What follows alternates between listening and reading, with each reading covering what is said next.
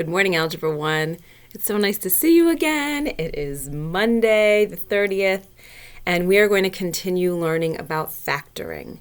So last week, we did the opposite of distribution, right? We factored out a greatest common factor. Today, we're going to talk about a difference of two squares, only we're also going to keep that greatest common factor in mind as well. So when we were still in school, we learned that, I'm going to switch sides because of my shadow. We learned that if we multiply conjugates, remember this? X plus y times x minus y, or it could be reversed, right? Think of that commutative property. So x minus y times x plus y, doesn't matter. But really the same thing in the first position and then the same thing in the second position. That we would get the first one squared minus the second one squared. And this is called a difference of two squares. And I sometimes write that D2SQU, difference of two squares. Okay? Well, what this means is if we know that if we multiply something, so if I know that I can multiply 2 times 3 equals 6, then I can also factor 6 down to 2 times 3. So if I know that multiplying conjugates gets me a difference of two squares, then if I learn to recognize the difference of two squares, then I can easily factor it into conjugates very, very quickly. So you might need to go back and check on your understanding of multiplying conjugates, which we did on the 7-7 study guide and 7-7 practice page. But let's take a look at some examples here. So over here I've got this a squared minus b squared.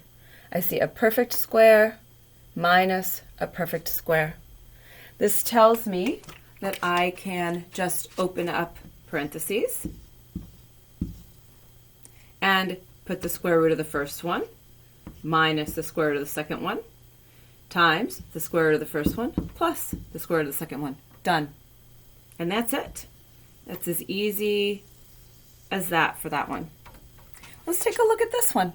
I see a perfect square.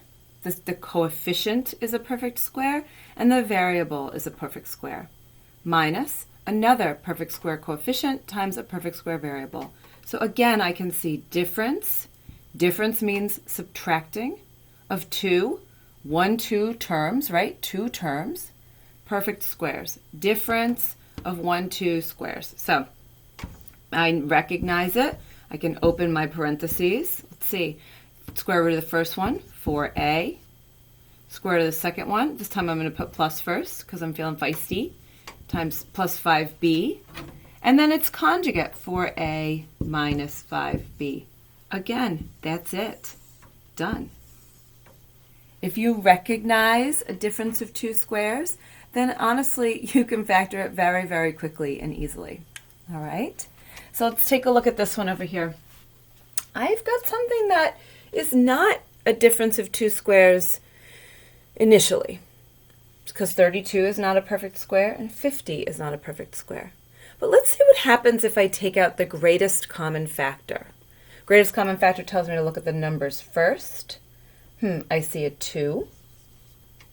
And then the variables, I'm going to compare the a's. I see an a. And then I'm going to compare the b's.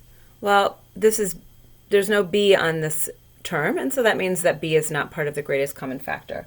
Let's put in parentheses what's left. 16a squared minus 25b squared. Well, we just saw that this is a difference of two squares, which means I can now factor this piece here. So let's go. I'm going to expand this just a little bit. 2a, I got to keep my greatest common factor. Open up some parentheses. 4a minus 5b times 4a plus 5b. And that one is done. All right? If I were factoring this, what if I got down to something that, I'm going to write one more down here, okay? I'll choose a different color. What if I were factoring and I did x to the fourth minus y to the fourth? Okay, so let's see. Oh, it's hard to see, so I'm going to get down low. If I notice this is a perfect square minus a perfect square, I can do x squared minus y squared times x squared plus y squared. But what do you see here? I see another difference of two squares, which means this x squared minus y squared can get its own two sets of parentheses, x minus y, x plus y, and then we got to keep whatever we couldn't factor, x squared plus y squared. And so that one had two steps, difference of two squares, and then another step where you factor a difference of two squares. So this is factoring difference of two squares. I have posted the assignment sheet. Before it is actually a nice clear piece of paper or a page that shows this relationship. And then if you scroll down, I've done out some examples. So you should be able to see some examples factored, especially some that are kind of like this one where there is a difference, where there's a greatest common factor to pull out first, and then you're factoring the difference of two squares. Okay. The last one is a bonus. I will post the answer key tomorrow so you can check them. And I hope you have a wonderful, wonderful day. I mean, what could be better than a rainy day and 100% of the country homeschooling? It's awesome. We're going to make the best of it all. Have a good day. Bye.